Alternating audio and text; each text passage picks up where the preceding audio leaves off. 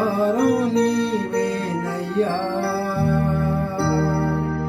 లోకంలో ఎన్నో జయాలు చూశాను నేనింతకాలం. లోకంలో ఎన్నో జయాలు చూశాను నేనింతకాలం. అయినను ఎందుకో నెమ్మది లేదు, సమాధానం కొదువైనది. ఆధారం నీవేనయ్యా, ఆధారం నీవేనయ్యా. కాలం మారినా కష్టాలు తీరినా కారణం నీవేనయ్యా యేసయ్యా, కారణం నీవేనయ్యా. ఐశ్వర్యం కొదువేమీ లేదు, కుటుంబంలో కలతేమీ లేదు. ఐశ్వర్యం కొదువేమీ లేదు, కుటుంబంలో కలతేమీ లేదు. అయినను ఎందుకో నెమ్మది లేదు, సమాధానం కొదువైనది. ఆధారం నీవేనయ్యా, ఆధారం నీవేనయ్యా. నీ సేవకునిగా జీవించా, హృదయంలో ఉన్న కోర్కెలను.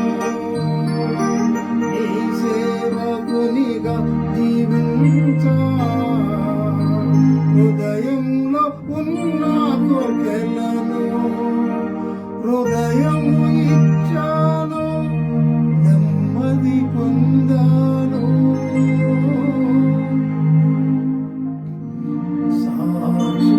1 యోహాను పత్రిక 3వ అధ్యాయము 15వ వచనంలో చూసినట్టే దేవుని వాక్యం ఏమని సెలవిస్తుందంటే, తన సహోదరుని ద్వేషించువాడు నరహంతకుడు, ఏ నరహంతకుని యందు నిత్య జీవం ఉండదని మీరు ఎరుగుదురు.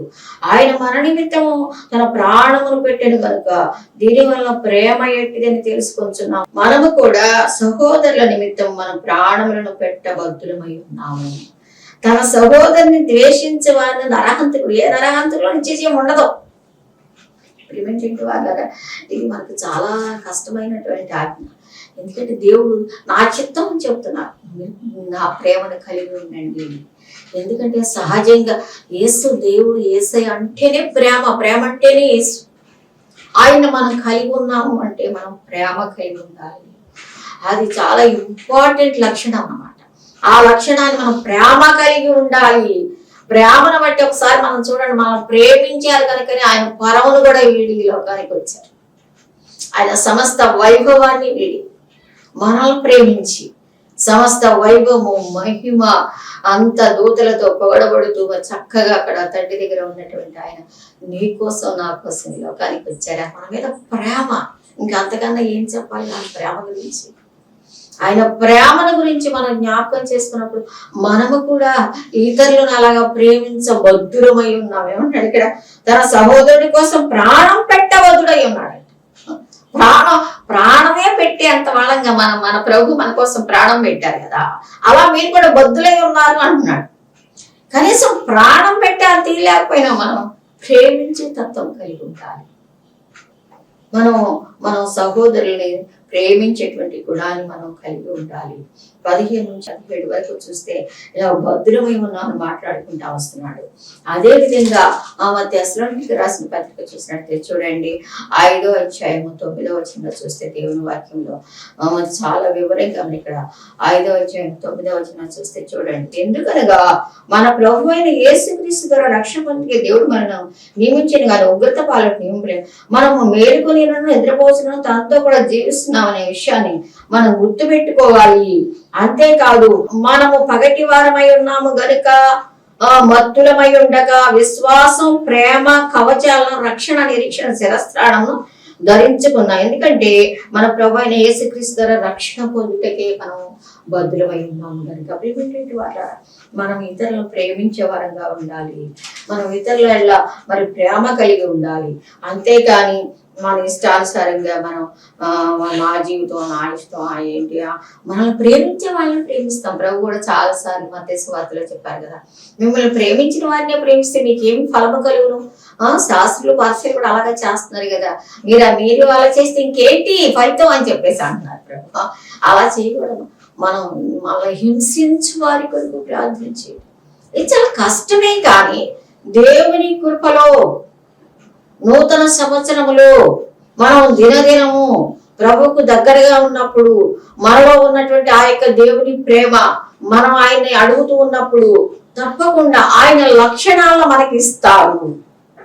మనల్ని బట్టి కాదు, ఆయన లక్షణాలను మనకి ఇచ్చి ఆయన సారూప్యములోకి మారుస్తారు. మనల్ని కూడా ఆయన ప్రేమతో మనల్ని నింపుతారు. చూడండి, మీరు ప్రాక్టీస్ చేసి చూడండి, మీరు ప్రార్థన చేసుకోండి. మిమ్మల్ని హింసించే వారి కోసం ప్రార్థన చేయండి, ప్రేమించే మనసు దయచేయండి. నిజంగా మరి ప్రభువే చెప్తారు కదా శిలువ మీద పలికిన మాటల్లో, అంత కొట్టి అంత చేసి అంత చేస్తుంటే వీళ్ళు ఏం చేస్తున్నారు వీళ్ళకి తెలియదు ప్రభు, వీళ్ళకి క్షమించు అంటారు. అది తెలీదా? అంటే దేవుని ప్రేమ, వాళ్ళను కూడా ఆయన ప్రేమిస్తున్నారు. అలా అది మనం చూసుకోవాలి ఎప్పటికప్పుడు. మనల్ని ప్రేమించిన వాళ్ళు ఎలాగో ప్రేమిస్తాం, అది పెద్ద విశేషం కాదు. మనల్ని హింసించే వారి కోసం, మనం ద్వేషించే వారి కోసం, అవస్థలో ఉన్న వారి కోసం మనం ప్రేమించే వారంగా మనం ఉండాలని దేవుని వాక్యం సెలవిస్తా ఉంది. అంతేకాదు విశ్వాసంతో ఉండాలని కూడా మరి దేవుని వాక్యం సెలవిస్తా ఉంది. 1 యోహాను పత్రిక 5వ అధ్యాయంలో కూడా చూసినట్టే చూడండి, మన విషయంలో దేవుని యొక్క చిత్తం గురించి మాట్లాడుకుంటా వస్తున్నాము. దేవుడు మనల్ని ఎలాగ ఉండాలని హెచ్చరిస్తున్నారో మాట్లాడుకుంటూ వస్తున్నాము. 1 యోహాను 5వ అధ్యాయము 4వ వచనంలో చూస్తే, దేవుని మూలముగా పుట్టిన వారందరూ లోకమును జయించుదురు, లోకమును జయించిన విజయం మన విశ్వాసమే. యేసు దేవుని కుమారుడని నమ్మువాడు తప్ప లోకంలో. అంటే ఏమిటంటే వారు దేవుని మూలముగా పుట్టినవాడు అంటే మనం దేవుని మూలంగా పుట్టి అందాక మాట్లాడుకున్నాం రక్షణ అనుభవం అని, దేవుని బిడ్డలం అయ్యామని, దేవుడు మన మృతిలో ఉన్నారని, ఆ నీతి మనకు ఆపాదించారని. అలా పుట్టినవారు అంట లోకాన్ని జయిస్తారు. అదే మన విశ్వాసం. ఏంటంటే లోకములో ఉన్న వాటి మీద మనం ఆశించకూడదు. లోకము దుష్టుని వశమందున్నది కనుక ఇప్పుడు రేపు ప్రభు వస్తారు. అల్టిమేట్ గా మన గోల్ ఏంటంటే మనం ప్రభు దగ్గరికి వెళ్ళాలి, ఆయన రాజ్యం చేయాలి. చచ్చిపోయినా ఆయన వచ్చినా ఆ విషయం గురించి మనం ఎక్కువ గమనం కలిగి ఉండాలి. ఎందుకంటే మన పౌరత్వం అక్కడ ఉంది. ఇవాళ కాకపోతే రేపైనా అక్కడికి వెళ్ళిపోవాల్సిందే. ప్రభు వస్తారు, తప్పకుండా వస్తారు. గలే మనుషులారా, మీరు ఏం చూస్తూనే ఆయన వెళ్ళడం ఎలాగా చూస్తున్నారో అలాగే వస్తాడు. ఏమిటంటే వాళ్ళ అన్ని నెరవేరిపోయి చూడండి, అన్ని ప్రవచనాలు నెరవేరిని. ఆయన వస్తాడు, మెస్సియా అన్నారు, వచ్చారు. చనిపోతారన్నారు, చనిపోయారు. తిరిగి లేస్తారన్నారు, తిరిగి లేచారు. వెళ్ళారు పరలోకానికి, అక్కడ విజ్ఞాపన చేస్తున్నారు. మళ్ళీ వస్తారన్నారు, అది కూడా వస్తారు. అంతే, ఆయన మాట ఏది మాట తప్పేది కాదు. ఇక మనకు జరగవలసింది ఒక్కటే, ఆయన వస్తారు. ఈ లోపే ర్యాప్చర్ ఉంటుంది, ఎత్తబడుట సంఘం ఎత్తబడుట ఉంటది. సంఘము అంటే యేసు రక్తంలో కొనబడిన నువ్వు నేనే సంఘం. అసలు ఎప్పుడు వస్తారో తెలియదు, ఆ బోర్ ఎప్పుడు ఉంటారో తెలియదు. రెప్పపాట్లో మనం ఎత్తబడాలి, ప్రభుతో కూడా ఉండాలి, ఆయనతో సదా ఉంటాం. ఎప్పుడు కూడా మన దృష్టి ఎప్పుడు అది ఆ విషయాల గురించి ఆలోచించుకోవాలి. కనుక లోకము దుష్టిని వశం ఉన్నది కనుక అనేక రకాలైనటువంటి ఈ లోక పద్ధతుల్లో మనం పడిపోకూడదు. అదే అంటాడు, జయించాలి లోకాన్ని అంటున్నాడు. అది మన విశ్వాసం బట్టే. విశ్వాసం ఏంటి? మన విశ్వాసం ప్రభు వస్తారు, మనం తీసుకెళ్తారు. కాబట్టి మనం ఈ లోక విషయాల్లో పడిపోకూడదు. మరి కనుక ప్రేమేంటి వాళ్ళారా, దేవుని యొక్క చిత్తం ఏంటో ఈ సంవత్సరంలో మనం ఎలాగ జీవించాలని కోరుకుంటారో మనం మాట్లాడుకుంటా వస్తున్నాం. విశ్వాసమును కలిగి ఉండాలని మనం మాట్లాడుకున్నాం. అంతేకాదు చూడండి, దశరానికి రాసిన పత్రికలో చాలా వివరంగా దేవుడు మన ఎడగని ఆయన చిత్తం ఏంటో మనకు తెలియజేస్తా ఉన్నాడు. 3 దశరానికి 5వ వచనం. 14వ నుంచి మేము మీకు బోధించినది ఏమనగా అక్రమంగా నడుచుకునే వారికి బుద్ధి చెప్పుడి, ధైర్యం చేయడం వారిని ధైర్యపరచుడి, బలహీనులకు ఊతనీయుడి, అందరి ఎడల దీర్ఘశాంతము గలవారయుండుడి, ఎవడనో కీడునకు ప్రతి కీడు ఎవరికైనా చేయకుండా చూచుకునుడి. మీరు ఒకరి ఎడల ఒకడు మనుషులందరి ఎడల ఎల్లప్పుడూ మేలైన దాన్ని అనుసరించి నడుచుకునుడి, ఎల్లప్పుడూ సంతోషముగా ఉండుడి, ఎడతెగక ప్రార్థన చేయుడి, ప్రతి విషయమందును కృతజ్ఞతాస్తుతులు చెల్లించుడి, ఇలాగూ చేయుట యేసుక్రీస్తునందు మీ విషయంలో దేవుని చిత్తము. ఈ సంవత్సరంలో మనం దేవుని చిత్తం, దేవుడు మనల్ని ఎలా ఉండాలని కోరుకుంటున్నారనే విషయం గురించి మాట్లాడుకుంటున్నాం కదా. ఇక్కడ ఏమంటున్నారంటే ప్రభు చూడండి, ఒకరినొకరు ఆదరించుకోండి. ప్రేమించేటి వారా, దేవుని యొక్క మనస్సు మనం కలిగి ఉన్నప్పుడు, దేవుని యొక్క ప్రేమను మనం కలిగి ఉన్నప్పుడు, దేవుని బిడ్డలంగా మనం ఈ లోకంలో ప్రత్యేకమైన జీవితాన్ని జీవిస్తా ఉన్నప్పుడు కొన్ని హెచ్చరికలు ప్రభు మనకి చెప్తూ ఉన్నారు, మీరు ఎలా బ్రతకాలి ఈ లోకంలో అని చెప్పేసి. 14వ వచనంలో చూసిన బలహీనులకు ఊతనియండి, ఒకరినొకడు ఆదరించుకోండి. యెషయా గ్రంథము 66వ అధ్యాయం 13వ వచనం చూస్తే, ఒకరి తల్లి వారిని ఆదరించినట్లు నేను మిమ్మల్ని ఆదరించేదను, యెరూషలేములోనే మీరు ఆదరింపబడి. ఒకళ్ళొకళ్ళు ఆదరించుకోండి అని చెప్పేసి ప్రభు మనం హెచ్చరిస్తున్నాం. దేవుని బిడ్డలంగా మనం జీవిస్తా ఉన్నప్పుడు మన సంఘంలోనేమి, మన ఇంట్లోనేమి, మన ఆఫీసులోనేమి, మన నైబర్స్ ఏమి, మన బంధువులేమి, మన రక్త సంబంధులు, అన్నయ్యలు, చెల్లెళ్ళు, అక్కలు, బావలు, మన రక్త సంబంధులు ఏంటి, ఎన్నోసార్లు వాళ్ళు బాధల్లో ఉంటారు, శ్రమల్లో కష్టాల్లో ఉంటారు. ప్రభు అంటున్నారు ఆదరించండి.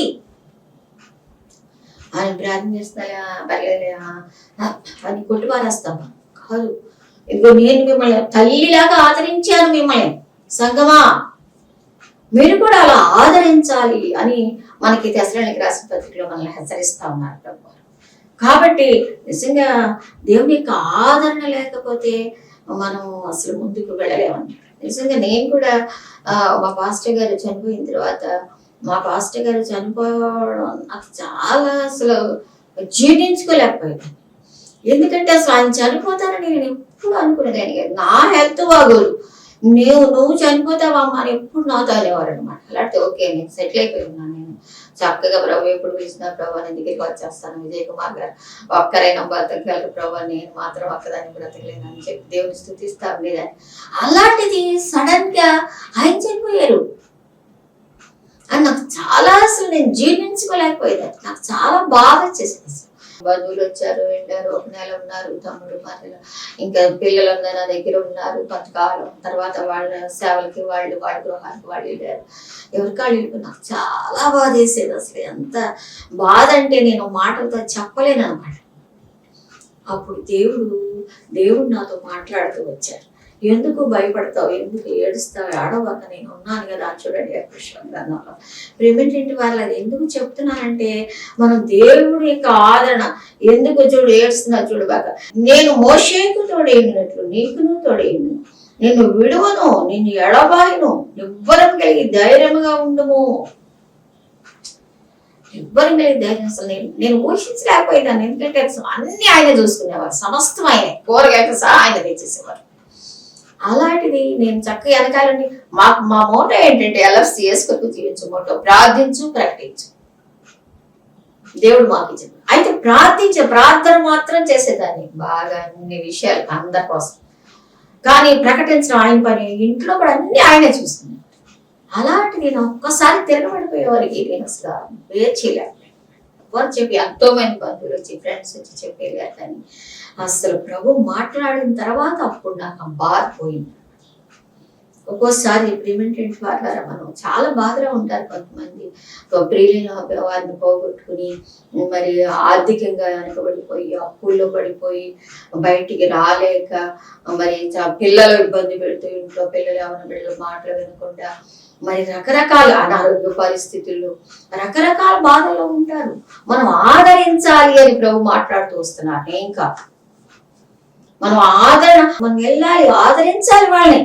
మనం ఏదో ఎవరైనా చనిపోయారు ఆదరణ కూడికి అందరితో పాటు వెళ్ళిపోయి 2 మాటలు చెప్పేసి, చాలా మంచివారండి అన్నయ్య, చాలా మంచివారండి వదిన అని ఏదో 4 మాటలు చెప్పేసి వచ్చేస్తాం. కాదు, వాళ్ళని మనం దేవుడు నాకు తోడు, ఇదిగో నా పట్ల దేవుడు ఇలా చేశాడు, నీకు చేస్తాడమ్మా, దేవుడు తోడుగా ఉంటాడు.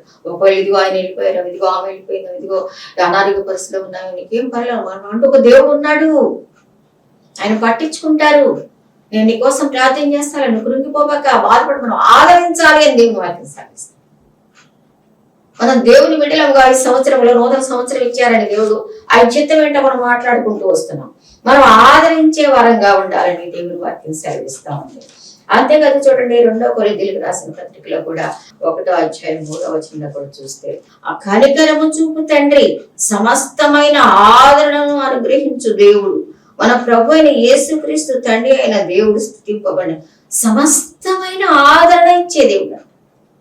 దేవుడు ఇచ్చేటువంటి ఆ ఆదరణని మనం పొందుకొని ఇతరులకు పంచిపెట్టేవారంగా, అదే ఇదిలో వాళ్ళని మనం ధైర్యపరిచే వారంగా ఉండాలి. కృంగిపోబాక, ఎప్పుడు ఇలాగే ఉండదులే, నీ వ్యాపారాన్ని దేవుడు దీవిస్తాడు, ప్రార్థన చేస్తాను, అప్పులు ఎప్పుడు అలా ఉండవులే, బయటపడతావులే, దేవుడు ప్రార్థన చేస్తాను. మనం ఆదరించాలి. బిడ్డను పోగొట్టుకున్నా పర్లేదు అమ్మా, నీకు మంచి ఉన్న వాళ్ళని దేవుడు ఆశీర్వాదకరంగా చేస్తాడులే అని మనం ఆదరించే వారంగా ప్రతి విషయంలో కూడా సంఘముగా మనం దేవుని యొక్క బిడ్డలంగా మనం ఉండాలని దేవుని వాక్యం సెలవిస్తా ఉంది. చూడండి, ఆదికాండం 50వ అధ్యాయంలో కూడా చూసుకుంటే దేవుని వాక్యం ఏమందంటే 21వ వచనంలో, కాబట్టి భయపడకుడి, నేను మిమ్మును మీ పిల్లలను పోషించదనని చెప్పి వారిని ఆదరించి వారితో ప్రీతిగా మాట్లాడారు. ఇక్కడ నిజానికి చెప్పాలంటే ఆదరిస్తాను ఏమంటున్నాడు, యోసేపు సహోదరులను తమ తండ్రి మృతి పొందుట చూచి, ఒకవేళ యోసేపు మన యందు పగబట్టి మనం అతని కీడు చేసి చొప్పున మనకు నిశ్చయంగా కీడు జరిగిస్తాడు అని చెప్పేసి ఈ సహోదరులు అందరూ అనుకుంటారు. యోసేపుకు ఇలాగ వర్తమానం పైకండి, నీ తండ్రి తాము సావకు మనకు ఆజ్ఞయించినది ఏమనగా అని చెప్పేసి యోసేపు క్షమించాలి అని చెప్పండి, నేను చెప్పానని చెప్పండి అని చెప్పేసి చెప్తాడనమాట. అప్పుడు వీళ్ళందరూ వచ్చేసి చెప్పినప్పుడు 18వ వచనం చూడండి, మరియు అతని సహోదరులు పోయి అతని ఎదుట సాగిలపడి, ఇదిగో మేము నీకు దాసులం అని చెప్పగా యోసేపు, భయపడకుడి, నేను దేవుని స్థానం అందున్నానా, మీరు నాకు కీడు చేయ ఉద్దేశించరు గాని నేటి దినమున జరుగుతున్నట్లు అనగా బహు ప్రజలను బ్రతికించినట్లుగా అది మేలుకే దేవుడు ఉద్దేశించింది. కాబట్టి భయపడకుడి, నేను మిమ్మును నిజంగా చూస్తే మరి ఆ సమయంలో మీరు నాకు సాగిలు పడతారు సహోదరులందరూ అయ్యే చెప్పినప్పుడు మరి ఆయన యోసేపు గారిని ఒంట్లో పడేసరికి అంతా అయిపోయింది కదా. మనకి ఇక్కడికి వచ్చేపాటికి భయపడిపోకుండా ఎంత చక్కగా ఆదరిస్తున్నాడో చూడండి, ఎంత చక్కగా అందరినీ లైన్ గా కూర్చోబెట్టి భోజనాలు పెట్టి ఎవరి గాలికి ఇవ్వడమే కాకుండా మళ్ళీ అక్కడ ఏర్పాటు చేసి ఆ ఇంట్లో ఎంత చక్కగా తండ్రి చనిపోయిన తండ్రి చెప్పాడు, మీ నాన్న ఇలా చెప్పాడు, మా తండ్రి అని చెప్తున్నాడు, ఒకవేళ ఈయనకి ఏమైనా చేస్తాడే ఉందని చెప్పి. కానీ యోసేపు ఏం చేయలేదు, భయపడబాకండి, నేను మిమ్మల్ని మీ పిల్లలు కూడా పోషిస్తా,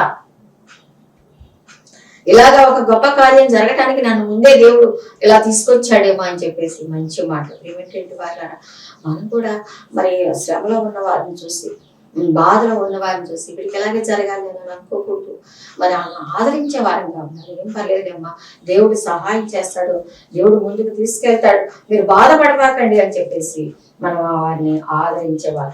అంతేకాదు ప్రభువుకు ప్రీతిగా మనం ఉండాలంట. దేవుని వాక్యం చూడండి, ఎఫెసీయులకు రాసిన పత్రికలో చూసినట్టే 5వ అధ్యాయం 10వ వచనం చూస్తే, ఆయనకు ప్రీతికరంగా మనం జీవించాలి, ఆయనకి ఇష్టముగా మనం జీవించాలి. 5వ అధ్యాయం 10వ వచనంలో చూస్తే దేవుని వాక్యం, కనుక ప్రభువుకి ఏది ప్రీతికరమైనదో దాన్ని పరీక్షించుచు వెలుగు సంబంధుల వెలుగు నడుచుకోండి. వెలుగు సంబంధులు అని కూడా మనం మాట్లాడుకుంటా వస్తున్నాం కదా, వెలుగులో ఉన్నాం కాబట్టి దేవుని యొక్క చిత్తాన్ని చేయడానికి మనకు దేవుడు తెలియజేస్తున్నాడు అని మాట్లాడుకుంటున్నాం కదా.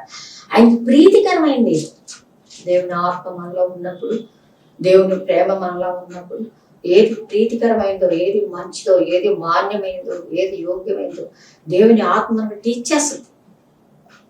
అప్పుడు ఆ ప్రకారంగా మనం ప్రీతికరమైన జీవితాన్ని, ఇతరులకు ప్రీతి అంటే వారు ఏదైతే ఇష్టపడుతున్నారో దాన్ని చేయటానికి మనం ఇష్టపడాలి, దాన్ని చేయడానికి మనం ముందుకు వెళ్ళాలి. అలా ఉండాలని దేవుడు కోరుకుంటున్నాడు. మన విషయంలో దేవుని చిత్తమని దేవుని వాక్యం సెలవిస్తాం. కాబట్టి ప్రియమైనటువంటి వాళ్ళారా, దేవుని యొక్క చిత్తాన్ని చేయడానికి మనం దేవునికి మనం సమర్పించుకున్నాం. అంతేకాదు చూడండి, తెస్సలోనికీయులకు రాసిన పత్రిక 5:14 చాలా వివరంగా మనకు దీని గురించి మరి భక్తుడు రాస్తూ ఉన్నాడు. మరి చాలా జాగ్రత్తగా ఉండండి. ప్రభుదినం సమీపిస్తా ఉంది కాబట్టి 14 వచనం చూడండి. మనం మాట్లాడుకుంటూ వస్తున్నాం కదా, బలహీనకు చేయుతనివ్వండి, మరి అంతేకాదు దీర్ఘశాంతం, అందరి ఏళ్ళ దీర్ఘశాంతము కలిగి ఉండండి. బలహీనకు కూడా చేయుతనివ్వాలి అని చెప్పేసి దేవుని వాక్యం సెలవిస్తాను. 1 తెస్సలోనికైయులు 5:14 నుంచి మనం మాట్లాడుకుంటున్నాం. దేవుని చిత్తం ఏంటో మనం మాట్లాడుకుంటున్నాం. దేవుని చిత్తం, దేవుడు మనం ఎలాగ ఉండాలని కోరుకుంటున్నారని మనం మాట్లాడుకుంటా వస్తాం. దానిలో ఒక్కొక్కటిగా మనం ఏమనుకుంటున్నామంటే మరి ఆదరించాలని మాట్లాడుకున్నాం. ఆ తర్వాత బలహీనకు చేయుతనివ్వాలంటే, బలహీనంగా ఎవరైతే బలహీనంగా ఉన్నారో ఆత్మీయంగానే కానీ శారీరకంగానే కానీ మరియు బలహీనంగా ఉన్నప్పుడు వారిని చూసి మనం ఏముంది అన్నట్టుగా ఉండకూడదంట. మనం వారికి చేయూతనిచ్చే వరంగా ఉండాలి. మత్తయి సువార్త 25వ అధ్యాయము 35వ వచనంలో చూసినట్టు, నేను ఏమంటున్నాడు, దిగంబరినై ఉంటిని నాకు బట్టలే చిత్రి, రోగినై ఉంటిని నన్ను చూడవచ్చిత్రి, చెరసాల్లో ఉంటేనే నా ఇద్దరికి వచ్చిత్రి అని చెప్పొచ్చు. అందుకు ప్రభువా, నీతిమంతుడు ప్రభువా, ఇప్పుడు నీవు ఎలా ఉన్నావు, మేము ఎప్పుడు ఇచ్చాము, మనకు తెలుసు కదా ఇదంతా కూడా. మరి ఎప్పుడైతే నేను బలహీనంగా చెప్తున్నారు, ప్రభు చెప్తున్నారేంటి చూడండి ఇక్కడ, దిగంబరినై ఉంటిని నాకు బట్టలు ఇచ్చిత్రి, రోగినై ఉంటిని నన్ను చూడవచ్చిత్రి, చెరసాలలో ఉంటిని నా ఇద్దరికి వచ్చింది అని చెప్పచ్చు.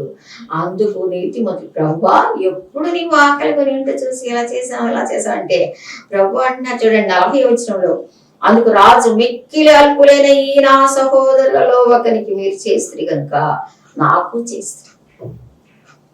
బలహీనంగా ఉన్న వారిని మనం చేయూతనివ్వాలి. అంటే ఎవరైతే మరి తక్కువ స్థితిలో ఉన్నారో, ఎవరైతే ఇబ్బందిలో ఉన్నారో, బాధలో ఉన్నారో, మనమే కాకుండా దేవుడు మనకి ఇచ్చిన దానిలో, దేవుడు మనకి ఇచ్చిన దానిలో అంటే దేవుని యొక్క దశంభాగములు దేవునికి ఇచ్చేసిన తర్వాత దేవుడు మనకి ఇచ్చిన దాంట్లో మళ్ళీ ఇంకా ధారాళంగా దేవునికి ఇవ్వటమే కాకుండా ఇటువంటి పేదల ఎడల బీదల ఎడల మనము దాక్షిణ్యత కలిగిన వారంగా ఉండాలి. బలహీనలు మనం బలపరచాలి. పర్లేదులే, అయ్యో పడిపోయావా, అయ్యో తక్కువగా ఉందా, ఎవరైనా వచ్చినప్పుడు మరి ఎప్పుడు ఇచ్చావు అని అడుగుతుంటే అదిగో అలాంటి వాళ్ళు వచ్చినప్పుడు నాకు సహాయం చేశారు కాబట్టి వాళ్ళకి నాకు చేసినట్టే అని చెప్పేసి ప్రభా అంటున్నారు. కాబట్టి ఏమిటంటే వాళ్ళారా, మనం అలాంటి పేదలకి సహాయం చేసేవారు మనకు ఉన్న దానిలోనే